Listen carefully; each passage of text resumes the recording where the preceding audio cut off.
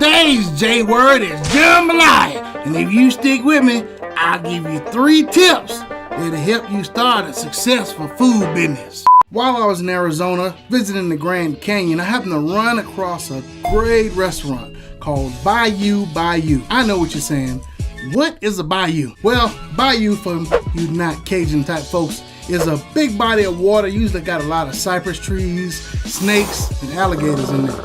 Well, this restaurant ain't got none of that, but it do got some good food. Bayou By You was started by JD and Trish. They actually was from New Orleans, but when Katrina came and wiped everything out, they got the hell out of there before then.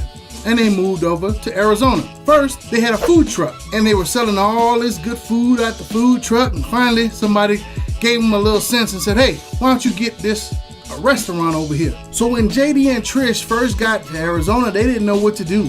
JD was a special education teacher, and Trish was an office manager. So they was working and working, just doing like regular old folks, and then something happened. And it's something that even happened to me. Their dog died. And that, I guess, shifted something in their mind. And they said, well, what else could we do? And they thought about it. Hey, we're from New Orleans. We got the best food in the world. And that's right. The best food in the world comes from the South. So they decided to start that food truck. They had that food truck for 3.5 years. And finally a spot came open for them in Williams, Arizona. It's right there on Route 66, historic Route 66. And now they have a restaurant, which has been open for about 11 months. And we happen to stop in to get some of this good Cajun food bar. Man, that place had gumbo, red beans and rice, crawfish etouffee. Woo, I'm getting hungry just talking about it. So if you're ever in Arizona, you need to check them out. It's called Bayou By You. Here's some of their contact information. So if you're ever in the area, stop by and tell them John sent you. Okay, so here's the 3 tips to have a successful food business, whether it be catering, a food truck, or a restaurant. I believe these are the 3 things after talking to multiple places and multiple people that you need to have. Number 1, you need to have a passion for cooking. If you go into your spice cabinet and you only have salt and pepper, I don't think cooking is a good thing for you.